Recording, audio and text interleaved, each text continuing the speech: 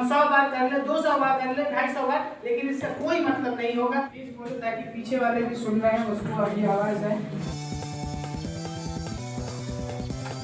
Health से जुड़ी हुई जो भी बेसिक चीजें हैं वो आम जन तक पहुंचना चाहिए, आम लोगों तक पहुंचना चाहिए। ये वो बच्चे हैं जिन्होंने एग्जाम क्रैक किया है, ये वो बच्चे हैं जो अच्छे फैमिली से बिलोंग करते हैं।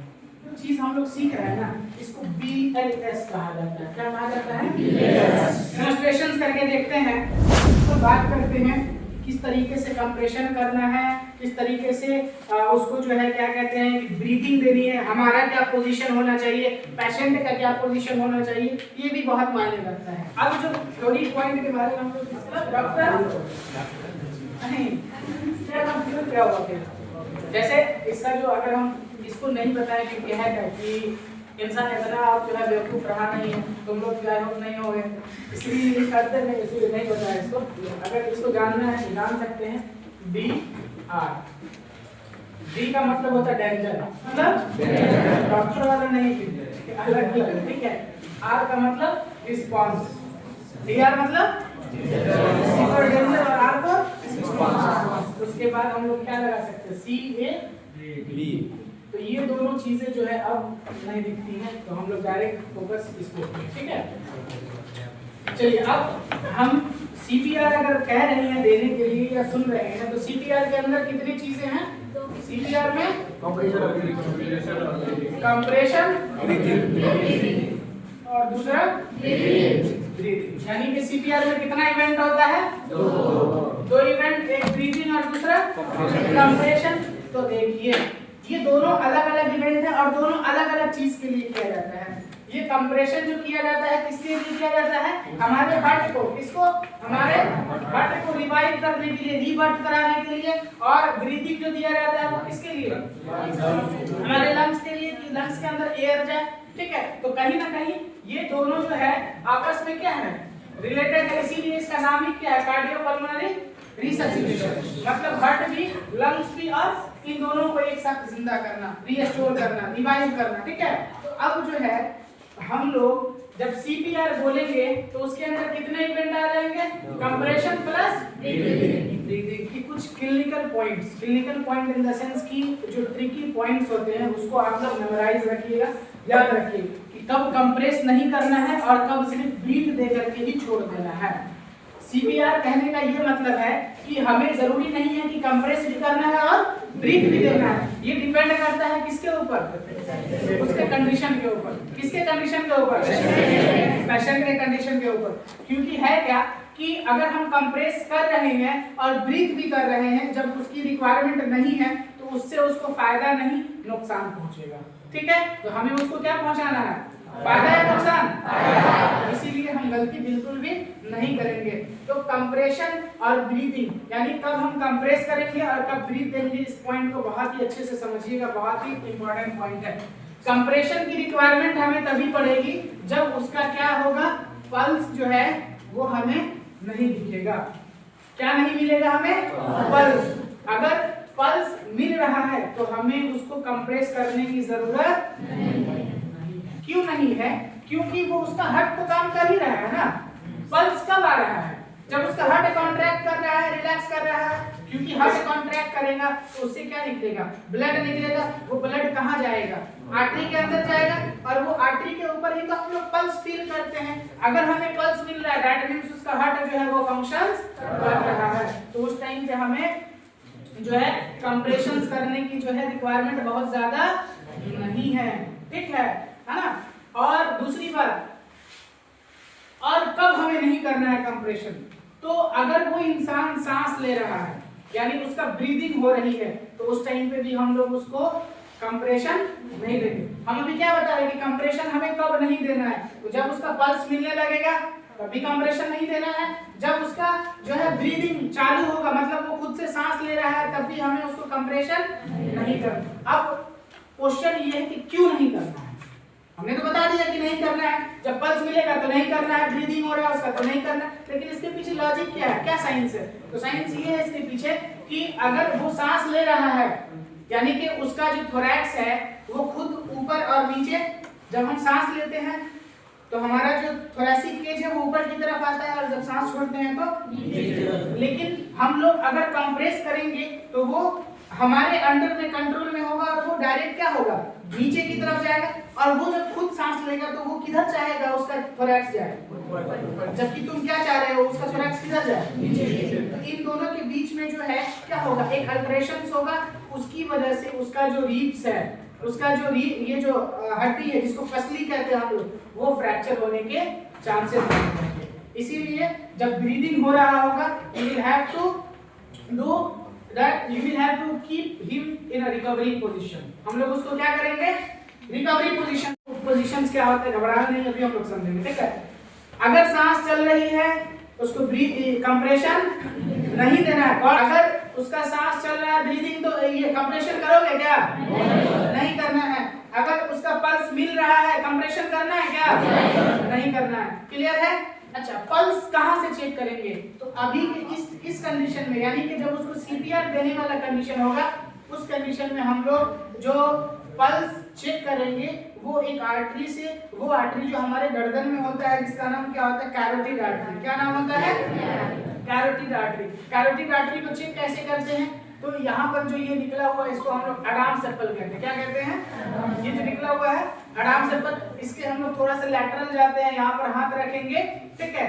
और कितने देर तक हाथ रखना है, 10 सेकंड तक। कितने देर तक, 10 सेकंड तक हाथ रखेंगे, और यानी फिंगर्स को, और चेक करते रहेंगे, ठीक है। सिर्फ इस कंडीशन के लिए 10 सेकंड हम बता रहे हैं। बाकी पल्स चेक करने का एक अलग मेथड होता है, जो कभी पल्स पढ़ेंगे तो वहां पे डिस्कस करेंगे हम लोग। लेकिन अभी जो हम लोग इस कंडीशन के लिए चेक करेंगे, कितने सेकंड के लिए, अगर 10 सेकंड में हमें 10 सेकंड के अंदर हमें पल्स फील हो जाता है, यानी अंदर से लगे कि कुछ हमें पुश कर रहा है, तो हमें क्या करना है कि उसको कंप्रेशन नहीं देना है। तो अब कब देना है कंप्रेशन, जब उसका सांस नहीं चल रहा हो, तो उस टाइम पे हम लोग क्या करेंगे, उसको ब्रीथ भी देंगे और कंप्रेशन से करेंगे, ठीक है।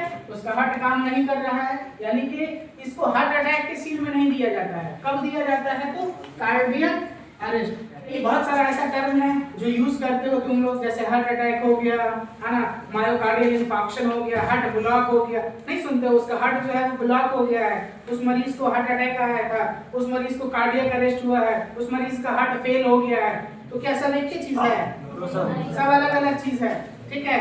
और अभी जो है कार्डियक अरेस्ट की बात हो रही है, तो कार्डियक अरेस्ट का मतलब क्या हुआ, onset stoppage the functions of heart, यानी एक बार में फ्रैक्शंस ऑफ सेकंड के अंदर, मतलब अचानक से आपका हार्ट जब काम करना बंद कर देगा और उस इंसान की जो मृत्यु हो जाएगी, डेथ होगी, तो उसका कारण क्या होगा, कार्डियक अरेस्ट। जैसे हार्ट अटैक होता है ना, तो वो थोड़ा देर पेशेंट रिवाइव में रहता है, थोड़ा देर तक चलता है, लेकिन कार्डियक अरेस्ट आता है, जैसे कई बार सुनते नहीं हो कि चलते चलते वो मर गया, मतलब गिरा और मर गया, तो वहां पर उसके हार्ट में क्या हुआ, हार्ट फेल हुआ, क्या नहीं, क्या हुआ, कार्डियक अरेस्ट हुआ। क्योंकि अचानक जब किसी के हार्ट के प्रॉब्लम आने की वजह से मौत हो, दैट मींस उसको क्या हुआ है, इसमें ये जो हार्ट है वो मरीज को 1 सेकंड का भी समय नहीं देता है कि तुम अपना शर्ट का बटन खोले और लगा लो, ठीक है। ये मतलब कुछ भी नहीं, पानी पी लो, ऐसा कुछ नहीं। हार्ट अटैक आता है तो इंसान थोड़ा बहुत एक्टिविटी जो है उस टाइम पे कर सकता है, किसी से बात कर सकता है, लेकिन कार्डियक अरेस्ट में उसको पता ही नहीं चलता है, ठीक है। चलो, तो अब हम लोग कंप्रेशन जो देंगे, तो इसके लिए किस तरीके से हम अपने हाथ को इंटरलॉक करेंगे ये जानना बहुत जरूरी है, ठीक है। ब्रीदिंग देंगे तो पेशेंट के क्या पोजीशंस होना चाहिए, यानी कि अब हम लोग कंप्लीटली किस पोजीशंस पे आ गए हैं, प्रैक्टिकल के। तो इसमें एक वर्ड आया था क्या, रिकवरी पोजीशन। क्या आया था, रिकवरी पोजीशन, उसको जान लो कि रिकवरी पोजीशंस क्या होता है। यानी कि जब उसका सांस चल रहा होगा ना, तो उसको तो हम सीपीआर देंगे नहीं, उस मतलब उस टाइम पे हम उसके साथ क्या करेंगे, उस टाइम पे हम लोग उसको रिकवरी पोजीशंस में डाल देंगे। क्यों, क्योंकि है क्या कि इस पोजीशंस में डालने से ना वो इंसान जो है बिना परेशानी के, बिना मेहनत किए हुए वो ऑक्सीजन ले सकता है और जो है कार्बन डाइऑक्साइड अपने बॉडी से छोड़ सकता है। कब, जब हम लोग उसको रिकवरी पोजीशंस में डालते हैं। इसके पोजीशन, रिकवरी पोजीशंस, इस पोजीशंस में हम पेशेंट को कब डालते हैं, जब उसका जो है वो सांस ले रहा होता है लेकिन कम, मतलब उसको जितना रिक्वायरमेंट है उतना उसको मिल नहीं रहा है, तो हम लोग क्या करते हैं उसको इस कंडीशंस में डाल देते हैं ताकि वो आसानी से जो है अपना जो है ब्रीदिंग ले सके, यानी इनहेल कर सके और एक्सहेल कर सके। ठीक है, इसमें करना क्या होता है कि जो हमारा एक पैर है, ठीक है, उसको सीधा रखेंगे, दूसरे वाले को हम लोग क्रॉस कर देंगे, मतलब हल्का सा बेंड करेंगे, तो इससे होगा क्या कि हमें सपोर्ट मिल जाएगा, हम आगे की तरफ और ओवररोल नहीं होंगे। जैसे हम ऐसे अगर लेटे हुए हैं, हमको कोई पीछे से पुश किया तो हम आगे की तरफ बढ़ सकते हैं, लेकिन हम ऐसे अगर पैर को रख लेंगे तो हमारा बॉडी जो है वो लॉक पोजीशंस में चला गया है, यानी कि आगे अब हम बिना अपनी मर्जी से बढ़ नहीं सकते। ठीक है, ये तो हो गया आपके लेग का पोजीशन। हैंड का पोजीशन क्या होना चाहिए, तो एक जो आपका मान के चलिए आप इधर से लेटे हुए, तो ये आपका राइट हैंड हो गया, ये नीचे वाला लेफ्ट हैंड। तो राइट हैंड को क्या करना है कि अपने माउथ के इस साइड ऐसे रखना है, इससे क्या होगा कि आपका जो एयर वे है वो खुला रहेगा, क्योंकि अल्टीमेटली आप ऐसे क्यों हुए हो, क्योंकि आप आसानी से सांस ले सको और छोड़ सको।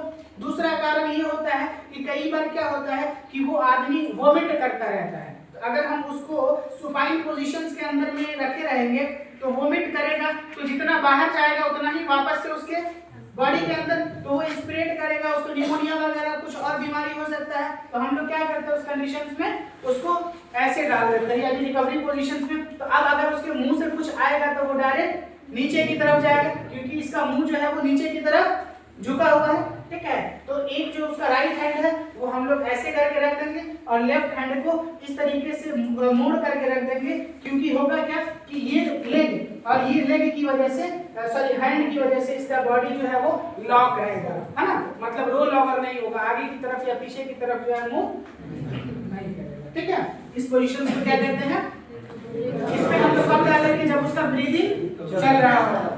ठीक है, पोजीशंस क्या होना चाहिए, यानी हमें बैठ के रहना है, लेट के रहना है, खड़े होकर के रहना है जब हम सीपीआर देने गए तो, और पेशेंट जो है वो खड़ा होना चाहिए, दीवार में सटा होना चाहिए, कैसे होना चाहिए। जैसे मान के चलो कि अगर तुम सीख गए, ठीक है, और तुमको सीपीआर देने के लिए कोई नहीं मिला, तो जो सिखाया तुम उसी पे करना चाहोगे। अब हम जो है क्लास ले रहे हैं, तुम देखे सर पढ़ा रहे, चलो यहीं पे सीपीआर करेंगे, तो मैं सीधा हमको जो है दीवार में पुश करके सीपीआर करने लगे, तो ये सही होगा या गलत है, हम लोग समझ सकते हैं। ठीक है, जब कभी भी हमें सीपीआर परफॉर्म करना है तो जो पेशेंट होगा वो पूरी तरीके से फ्लैट जगह पे लेटा होगा, यानी कि जहां पर भी उस मरीज को हम लेटाएंगे किस पोजीशन में लेटाते हैं, तो सुपाइन पोजीशन में। कौन से पोजीशन में, यानी कि मान के चलो ये आदमी है, ठीक है, और ये उसका बैक है, मतलब पीठ है, तो ये पीठ जो है वो जमीन के टच में होना चाहिए, ग्राउंड के टच में होना चाहिए, या फिर अगर हम बेड के ऊपर रख रहे हैं तो बेड जो है उसके कांटेक्ट में क्या जाएगा, उसका बैक वाला पोर्शन। ठीक है, उस पोजीशंस को हम लोग सुपाइन पोजीशंस कहते हैं ना। तो सुपाइन पोजीशंस में डाल दिए, उसके बाद हम क्या करेंगे कि जिस जगह पे उसको हम लेटाए हैं ना, वो जगह जो है उसमें कोई फोम नहीं होना चाहिए, किसी तरीके का वो गद्देदार जगह नहीं होना चाहिए, वो पूरी तरीके से क्या हो, फ्लैट हो, जैसे अभी हार्ड होना चाहिए एक तरीके से, यानी कि जब अगर हम ऊपर से उसको दबाएं तो वो और जो उसका बॉडी है वो नीचे की तरफ ना जाए। तो वो कब पॉसिबल है, जब हम लोग उसको ऐसे जगह पे लेटाए जहां पर फोर्स हम दें तो वो फोर्स उसी तक रहे, उससे फिर नीचे ट्रांसमिट। तो उसके लिए हम क्या कर सकते हैं, पूरा फ्लैट जगह पे लेटाए, यानी कि अगर वो जो है इस पे लेटा हुआ है, गद्देदार कुछ भी है, तो उस गद्दे को क्या करना है, हटा देना है। ठीक है, क्योंकि अगर सही तरीके से आपको करना है तो नियम को फॉलो करना पड़ेगा। ठीक है, तो अब हम उसको फ्लैट पोजीशंस में जो है जगह पे रख दिए, उसके बाद हम क्या करेंगे कि सबसे पहले सीपीआर देने से पहले हम लोग क्या करेंगे, वो फॉर्मूला याद रखना है, कौन सा, CAB। ठीक है, लेकिन CAB से पहले BRB लगा देना है। ठीक है, तो हम लोग CAB करेंगे कब, जब हम लोग इसको देख लेंगे इसका पल्स नहीं आ रहा है, देख लेंगे कि ये जो लेटा हुआ है या फिर हम जो इसको लेकर के आए हैं तो ये बहुत ज्यादा इंजर्ड तो नहीं हुआ है, खास तौर से इसका जो गर्दन है उसमें इंजरी तो नहीं हुई है, क्योंकि जब हम इसको सांस देंगे तो इसका एयर वे ओपन करने के लिए हम लोग क्या करते हैं कि इसका जो ये फोरहेड है ना, इसको क्या करते हैं कि ऊपर की तरफ खींचते हैं ऐसे करके, मतलब ये वाला जो माथा है ऐसे करके पीछे जाएगा तो ही तो ये पूरी तरीके से वाइड हो पाएगा, खुल पाएगा।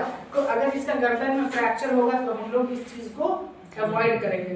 नहीं तो अगर किसी का जो है ना आरटी यानी कि रोड ट्रैफिक एक्सीडेंट में अगर किसी का डेथ होता है तो उसमें जो सबसे कॉमनेस्ट काउज होता है वो क्या होता है? सर्वाइकल इंजरी, मतलब नेक का फ्रैक्चर होता है। नेक फ्रैक्चर होता है तो बहुत मुश्किल से उसका जो है ये होता है, फिर उसका लाइफ ही जो है पूरी तरीके से स्पॉइल हो जाता है। ठीक है, तो गर्दन का जो है यानी सर्वाइकल मैनेजमेंट को आपको ध्यान में रखना है। ठीक है, तो हम लोग इसका जो है रिस्पॉन्स चेक कर लिए हैं, ये भी चेक कर लिए हैं कि ये डेंजर जगह पे नहीं है, यानी कि आग अगर कहीं पे आग लगा हुआ है तो हम वहां से इसको बाहर निकाल चुके हैं। रोड पे अगर हम इसको सीपीआर देने गए हैं तो ये हम इसको उठा करके साइड में ला चुके हैं। ठीक है, अब हम क्या करेंगे, इसका रिस्पांस में पल्स चेक करेंगे, पल्स नहीं मिल रहा है। ठीक है, पहला। दूसरा हम देखेंगे कि ये सांस ले पा रहा है या नहीं, तो हम लोग तो 2 फिंगर लगा करके इसके नोज पे चेक करेंगे, तो अगर जो है हमें फील होगा कि अंदर से कोई एयर आ रहा है तो वो पता चल जाएगा। नहीं तो हम क्या करेंगे, इसके चेस्ट को देखेंगे कि इसका चेस्ट जो है वो ऊपर जा रहा है या नहीं, या नीचे जा रहा है या नहीं, क्योंकि हम जब सांस लेते हैं तो हमारा जो थोरेसिक केज है वो ऊपर की तरफ जाता है ना, तो हम देखेंगे कैसे, सीधे नहीं। तो हम लोग क्या करेंगे, इस पेशेंट के पोजीशंस में आ जाएंगे, मतलब नी डाउन हो जाएंगे। ठीक है, उसके बाद हम ऐसे करके देखेंगे, तो ऐसे देखने से क्या होगा कि थोड़ा सा भी ऊपर की तरफ उठेगा ना तो हमें पता चल जाएगा। लेकिन सामने से ऐसे करके देखेंगे फ्रंट डायरेक्शंस में, तो क्या होगा कि जब बहुत ज्यादा ऊपर आएगा तो ही पता चलेगा। लेकिन अगर हम ऐसे झुक करके देखते हैं तो हल्का सा भी अगर ऊपर की तरफ जो है ये आएगा तो हमें पता चल जाएगा। ठीक है, अब मान के चलो कि ना ही ब्रीदिंग मिल रहा है और ना ही इसका पल्स मिल रहा है। अब कंडीशन आ गया है क्या, सीपीआर देने का। अब हम लोग क्या करेंगे, इसको सीपीआर देंगे। तो सीपीआर देने से पहले हमें अपने बॉडी को पोजीशंस में लाना है। तो कैसे, तो हम लोग इस विक्टिम से बहुत ज्यादा दूर नहीं होंगे, मतलब यहाँ से कि मेरा हाथ ही ना उसको पाए। हमें क्या करना है, तो मतलब बहुत ज्यादा नजदीक भी नहीं, बहुत ज्यादा दूर भी नहीं, हम लोग उसके थोड़ा सा मतलब जो है नजदीक आएंगे और उसके बाद क्या करेंगे, उसका जो रिब्स है यानी कि स्टर्नम, हम लोग जो बात कर रहे थे इससे पहले कि अपने हैंड को हम कहाँ रखेंगे, स्टर्नम के ऊपर। तो हमारे पास कितना हाथ है, 2। तो अब हम लोग क्या करते हैं ना, इससे एक मैन्यूवर बनाते हैं, यानी कि हम अपने एक हाथ के फिंगर को दूसरे हाथ के फिंगर से लॉक करते हैं। क्या करते हैं, लॉक करते हैं। और उसके बाद हमारा जो ये हाथ का ये वाला एरिया, इसको हील ऑफ द हैंड कहते हैं। इससे हम लोग क्या करेंगे, पूरा इससे ऐसे नहीं दबाना होता, किससे हमें फोर्स लगाना होता है, तो ये वाला हील से। ठीक है, ये हैंड का हील है। तो अब हम लोग इंटरलॉक कैसे करेंगे, तो मान के चलो ये मेरा राइट हैंड है तो ये मेरा डोमिनेंट हैंड है। ठीक है, मतलब इसमें ज्यादा पावर हमें लगता है, हमें मिलता है कोई किसी भी काम को करने के लिए। तो हम लोग इस हैंड को क्या करेंगे, नीचे रखेंगे। कहाँ रखेंगे, अगर कोई लेफ्ट हैंडेड होंगे तो वो अपना जो लेफ्ट वाला हैंड है उसको, उसके बाद जो राइट, मतलब अब हम तो राइट ही आदमी है तो हमारा राइट वाला जो हैंड है वो नीचे होगा और लेफ्ट वाला जो है वो ऊपर। और इस तरीके से हम लोग इंटरलॉक करके, इस तरीके से फिंगर से इंटरलॉक कर लिए इस पोजीशंस में। देखो गौर से देखो, ये मेरा डोमिनेंट हैंड है, मतलब मोस्ट ऑफ द पीपल जो यहाँ पे बैठे होंगे सारे के सारे राइट हैंडेड ही होंगे, तो वो अपना राइट हैंड को नीचे रखेंगे और लेफ्ट हैंड को इस तरीके से उसके फिंगर से क्या करेंगे, इंटरलॉक करेंगे। अब देख पा रहे होंगे आप सभी लोग इस तरीके से इंटरलॉक हुआ है। अब इंटरलॉक जो हुआ है तो मेरा जो ये वाला एरिया था ये खुला था। लॉक कहाँ से हुआ था, सिर्फ फिंगर्स वाला एरिया, बाकी जो नीचे का हील है ये तो खाली था ना। तो हम लोग जो फोर्स लगाएंगे वो किससे लगाएंगे, ठीक है, जिसको हम हील कहते हैं। अब हम यहाँ पर आ गए हैं और नी डाउन बैठ चुके हैं, ठीक है, या फिर खड़े गिर गए तो वो हमारे जो है किसके पोजीशंस के बराबर होना चाहिए, मतलब कमर के। ठीक है, तो अब हम यहाँ पर आ गए हैं, इंटरलॉक भी कर लिए हैं और उसके स्टर्नम यानी कि सेंटर ऑफ द स्टर्नम यानी कि निप्पल के बिटवीन में हम चेक कर लिए हैं और अपने हैंड को इस तरीके से रखे हैं। अब बात आती है किस चीज की, कंप्रेशन की। तो कैसे कंप्रेस करना है तो वो देखिए, हमारा जो शोल्डर है वो पूरी तरीके से स्ट्रेट होना चाहिए और शोल्डर से जो ये ज्वाइंट है यानी कि जो ये ह्यूमरस है, ठीक है, और ये जो हमारा जो एल्बो के जो बोन्स है रेडियस और अल्ना, वो पूरी तरीके से क्या होना चाहिए, स्ट्रेट होने चाहिए इस तरीके से। ठीक है, देखिए ये इस तरीके से। और अब हम लोग जो फोर्स लगाएंगे वो कहां से लगाएंगे, हाथ से नहीं, फोर्स का जो इनिशिएटिंग पॉइंट होना चाहिए वो कहां से होना चाहिए, तो शोल्डर से। मतलब generating point for the force is shoulder during the time of compression. Not CPR, compression. जब हम इसको कंप्रेस कर रहे हैं तो उस टाइम पे फोर्स चाहिए ना इसको दबाने के लिए, तो फोर्स का कहीं से तो वो फोर्स निकलेगा बनेगा, तो वो फोर्स का जनरेटिंग पॉइंट क्या होना चाहिए, शोल्डर। दोनों शोल्डर से हम लोग जो है क्या करेंगे, फोर्स जनरेट करेंगे। तो फिर इससे क्या करेंगे, तो इसका काम बस सिर्फ इतना है कि ये फोर्स जो यहाँ पर जो जनरेट हो रहा है उसको सीधा ट्रांसमिट करके कहाँ पे लाने का, उसके स्टर्नम के ऊपर। बहुत लोग क्या करते हैं, ऐसे ऐसे देते हैं, मतलब उसका हाथ जो है ये पूरी तरीके से क्या है, हिल रहा है। हमें बिल्कुल भी ऐसा नहीं करना। हमारा जो है हैंड होना चाहिए वो पूरी तरीके से स्ट्रेट होना चाहिए, इस तरीके से। ठीक है, अब हम पूरा जो है पोजीशंस में आ गए हैं। ठीक है, अब हम क्या करेंगे, कंप्रेस करेंगे। कितनी बार कंप्रेशंस करेंगे, 30 टाइम्स। मेरा हाथ मुड़ रहा है क्या, नहीं ना, कहाँ से फोर्स लग रहा है, कहाँ जा रहा है, स्टर्नम बोन के ऊपर। ठीक है, और उससे फिर ट्रांसमिट होकर के हमारे हार्ट पे जा रहा है। कहाँ जा रहा है, हार्ट पे। ठीक है, तो हम अगर कंप्रेस कर रहे हैं और हमारा हाथ इस तरीके से मुड़ रहा है तो ये सही पोजीशंस नहीं है, हमारे फोर्स लगाने का कोई मतलब नहीं है। हम 100 बार कर ले, 200 बार कर ले, 250 बार, लेकिन इसका कोई मतलब नहीं होगा, क्योंकि ये पेशेंट जिंदा उसकी वजह से होगा ही नहीं। आप सीपीआर तो दे रहे हैं, कंप्रेशंस कर रहे हैं, लेकिन आपका पोजीशनिंग, आपका टेक्निक गलत है, तो इसका जान नहीं बच सकता है। और से ध्यान में रखना है कि हमारा जो हाथ होना चाहिए वो पूरी तरीके से स्ट्रेट होना चाहिए। हम लोग शोल्डर का यूज करेंगे फोर्स को जनरेट करने के लिए, और अपने जो है लिम्स का यानी कि अपर लिम्स का यूज करेंगे किस चीज के लिए, फोर्स के ट्रांसमिशंस के लिए।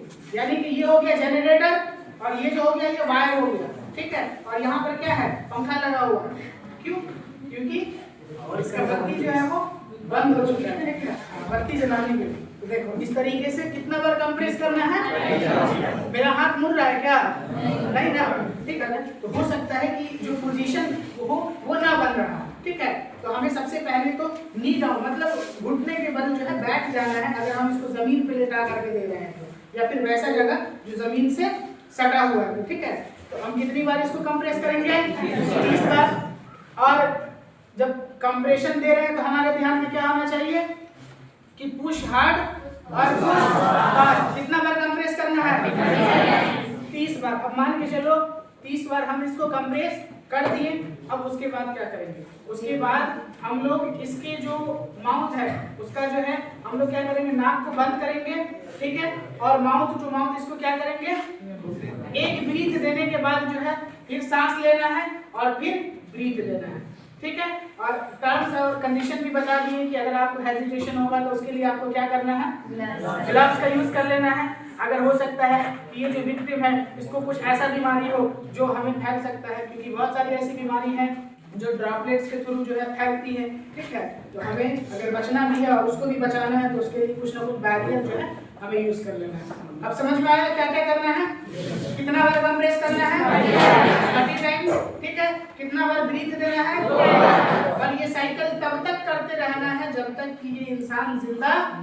और 1 मिनट के अंदर में कितना बार जो है कंप्रेस करना है, कम से कम 100 बार होना चाहिए। तो हम मानेंगे कि हमारा जो कंप्रेशन है वो पुश हार्ड और push fast, otherwise you are negligible. उसके बाद वेट नहीं करना बहुत ज्यादा, डिस्टेंस देखो इसके बीच का। ठीक है, उसके बाद इसका पोजीशनिंग देखो कि किस तरीके से है। अगर ये कंप्रेस करेगी तो इसका ये 110% श्योरिटी है कि इसका हैंड जो है वो बेंड कर जाएगा। लेकिन इस पोजीशंस में है तो हैंड को बेंड करने का कोई मतलब बनता ही नहीं, क्योंकि है क्या कि फोर्स जो यहाँ पे जनरेट हो रहा है वो डायरेक्ट ट्रांसमिट होकर के उसके थोरैक्स पे जा रहा है, बीच में कहीं पर भी फोर्स जो है वो इधर उधर नहीं है। ठीक है, पोजीशंस देख रहे हो ना, हम बता रहे थे ना कि कैसे बेंड हो जाना है नी के बस, और उसके बाद कंप्रेस करना। कब, वैसे खड़े खड़े अगर तुम देखो तो बहुत जल्दी थक जाओ, जनरली लेट करके ही देना होता है। ठीक है, लेकिन यहाँ तो दिखेगा ही नहीं, इसीलिए जो है इसको हम लोग इसको परफॉर्म किए। ठीक है, किसी को कोई डाउट है, किसी को कुछ पूछना है, नहीं? चलो ठीक है, तो फिर हम लोग जो है एक एक करके बुलाएंगे और फिर सबको यहाँ पर परफॉर्म करते हैं। जो गवर्नमेंट उसको रन करती है, एक तो जो सरकार होती है वो सरकार जो प्रदेश सरकार कहलाती है, जैसे हमारे बिहार के अंदर बिहार सरकार हो गया, यूपी के अंदर, यूपी सरकार। तो एक तो जो स्कूल जो हम लोग जहाँ से पढ़े हैं वो वाला स्कूल, एक दूसरा स्कूल होता है जिसको डायरेक्ट केंद्र से जो है रन कराया जाता है।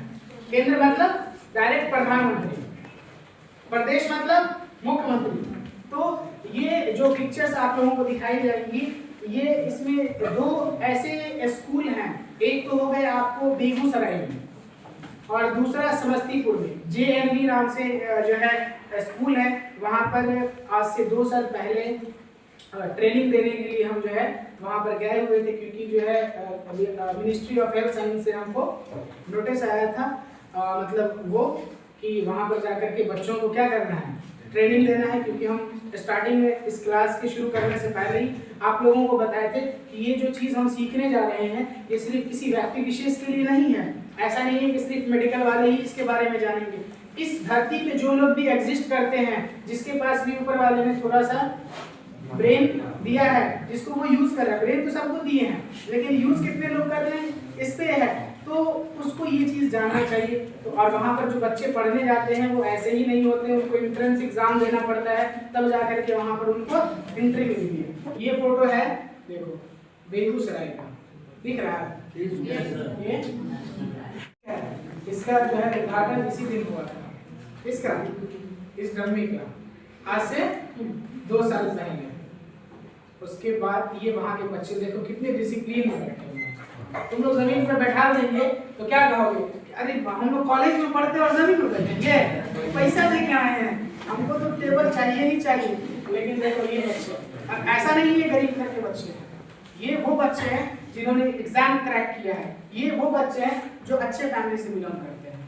बहुत कम ही इसमें होंगे जिनके पास जो है घर या फिर किसी चीज की फैसिलिटीज इनको नहीं मिलती होगी, लेकिन देखो किस तरीके से बैठे हुए। और यही समय था, मतलब ठंडी का ही समय था, इसीलिए ये लोग जो है कुछ बच्चे जो है ब्लेजर पहने हुए आपको दिख रहे होंगे। ये भी बच्चे कहाँ बैठे हुए हैं, गरीब है। और तुम लोग को अगर बैठा दिया जाए तो गरीब जो है वहाँ का, देखो इस पर लिखा हुआ है ना, जवाहर नवोदय विद्यालय बिरौली, नीचे में समस्तीपुर, ठीक है। तो ये आज से 2-3 साल पहले का फोटो है। उसके बाद एक और जगह से ऑफर आया था, ऑफर आया था बहुत दूर से, हमारे बिहार से बाहर, यानी कि एक जगह पड़ता है जहाँ बहुत लोग जाना चाहते हैं, दार्जिलिंग। दार्जिलिंग जो है वही जो है सिलीगुड़ी की पड़ता है, बंगाल में। बंगाल में क्या है, सिलीगुड़ी है।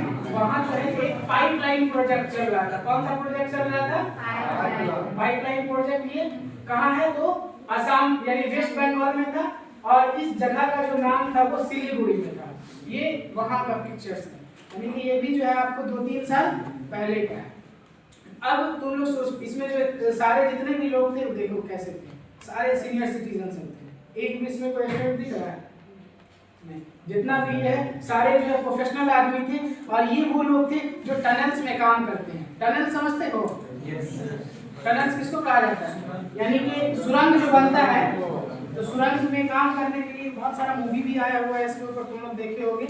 तो उसमें जो आदमी गया और फंस गया वहीं, उतना जल्दी तो हॉस्पिटल लेकर के जाएगा नहीं, तो कम से कम ये सब जो चीज हम लोग सीख रहे हैं ना, इसको BLS कहा जाता है। क्या कहा जाता है? Basic life support. क्या कहा जाता है? अगर आप लोग इसमें इंटरेस्ट जगाओगे और अच्छे से सीखोगे तो हम जो है तुम लोगों को ALS भी बताएंगे। ALS क्या होता है? Advance life support. लेकिन एडवांस पे जाने के लिए आपका बेसिक जो है वो स्ट्रांग होना बहुत ही जरूरी है। तो अगर सही तरीके से जितने बच्चे सीखेंगे, उसके बाद फिर इसके बाद जो एडवांस है उसमें क्या क्या आता है उसके बारे में देखेंगे। तो आप भी एज ए ट्रेनर आप कहीं पर भी जाकर के ट्रेनिंग दे सकते हो।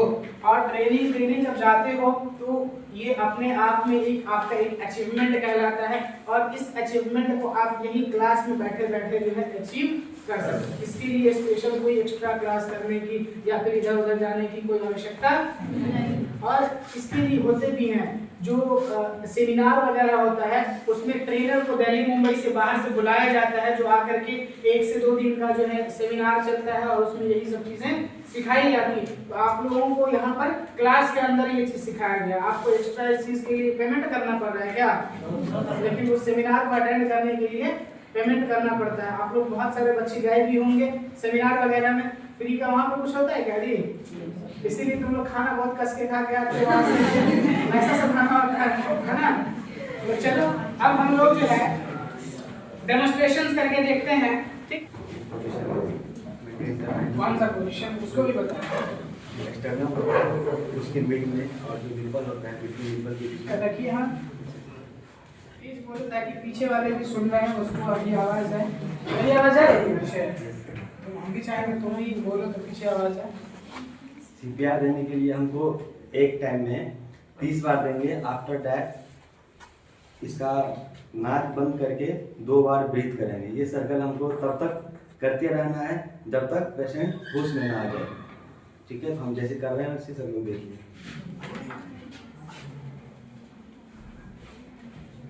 और सीधा करो।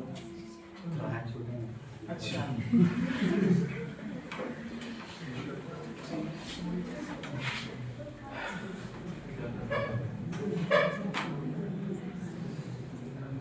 क्या ये सही कर रहा है? बोलो। जो आपके बैचमेट या फिर आपके जो कलीग हैं, इन्होंने अभी सीपीआर परफॉर्म करने की कोशिश की है। क्या इन्होंने जितने भी स्टेप्स को फॉलो किए हैं वो सही है, या इन्होंने किसी चीज को जो है छोड़ा है, या उनसे गलती हो रही है जब ये कंप्रेशन कर रहे हैं? तो डिस्टेंस नहीं है और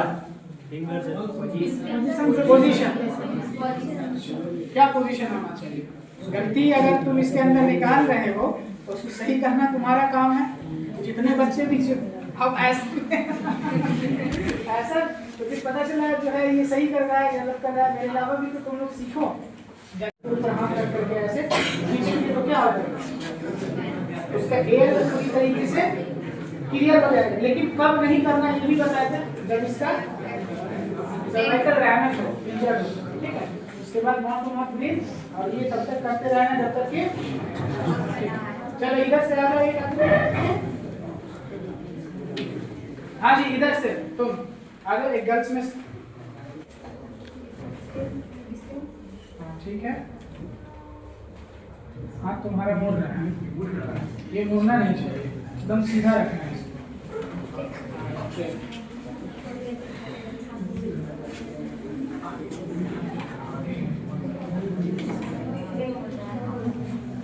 ये अच्छा तुम्हारा ही तबीयत खराब है तब तो देना ही तो पहले ही बोले थे ना, पहले खुद सेव करो तब जाकर के तुम पहले क्या नहीं बताए। सांस लेने की खोलना भी है, कंटिन्यू 2 बार नहीं लेना। जैसे हम सांस लेंगे तब मैं सांस लेंगे, जब हम सांस लेंगे तो इसका मुंह क्या कर देना, तो नाक को हटा देना ताकि हवा बाहर नहीं। नर्वस नहीं होना है, शांत दिमाग से, तुमको कुछ नहीं करना, तुम्हारा नर्वस है, हाथ तुम्हारा मुड़ रहा, हाथ नहीं मुड़ना चाहिए, पूरी तरीके से स्ट्रेट। और नजदीक आ जाओ, अब तो दब रहा कितना बार,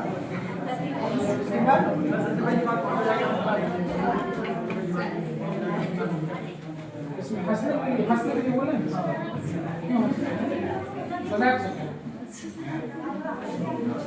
जब हम लोग इसको ब्रीथ देंगे कितना बार देंगे? 2 बार देंगे। तो कंटिन्यू 2 बार नहीं देना है, 1 बार देंगे, फिर हम खुद सांस लेंगे। जब हम सांस लेंगे तो इसके नाक पर से उंगली, ठीक है, ताकि उसका भी जो एयर भी है, जो सर्कुलेटरी जो रेस्पिरेटरी सिस्टम है वो फंक्शन करने, ठीक है? चलो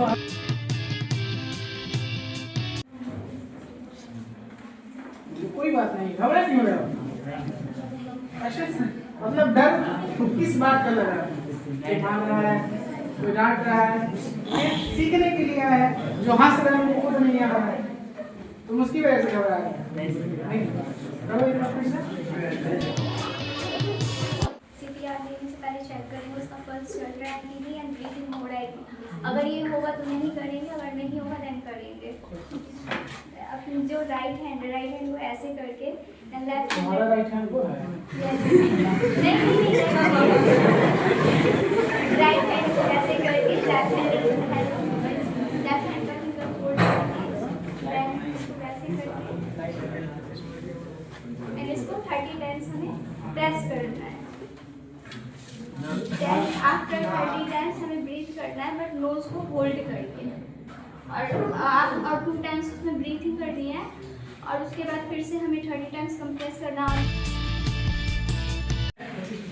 ये आदमी जो है जेल से भागा था और भागने के लिए इसको दीवार तरफना था।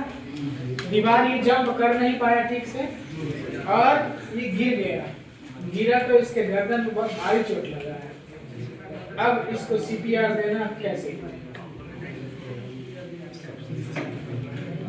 कहाँ से चेक करेंगे?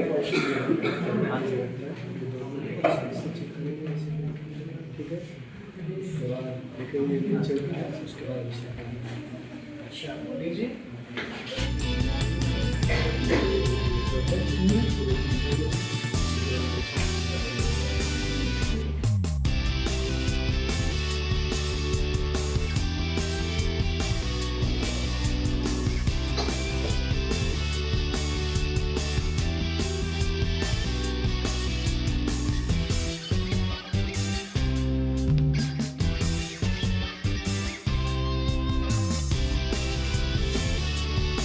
बाइक देखते तो है लेकिन हमें चलाना नहीं आता। तो एक मन में डिजायर होता है, शौक होता है कि बाइक चलाना हमें आना चाहिए। लेकिन जब हम सीख लेते हैं उसको तो एक कॉन्फिडेंस रहता है अंदर में कि कहीं पर भी फंसे तो आसानी से कहीं दूसरी जगह जा सकते, किसी दूसरे के ऊपर डिपेंडेंट नहीं रहना पड़ेगा। वैसे ही कार का होता है। लेकिन हम लोग यहाँ पे हेल्थ डिपार्टमेंट से जुड़े हुए लोग हैं तो हमारा जो डिजायर होना चाहिए वो किस चीज़ को लेकर के होना चाहिए? तो हेल्थ से जुड़ी हुई जो भी बेसिक चीज़ें हैं वो आम जन तक पहुंचना चाहिए, आम लोगों तक पहुंचना चाहिए, ताकि आप नहीं भी रहें तो भी वो अपने आप का हिफाजत, अपने आप का ख्याल रख सके। ठीक है, तो आज की क्लास में हम लोग यहीं तक रखते हैं। इसके आगे का जो टॉपिक है नेक्स्ट क्लास में।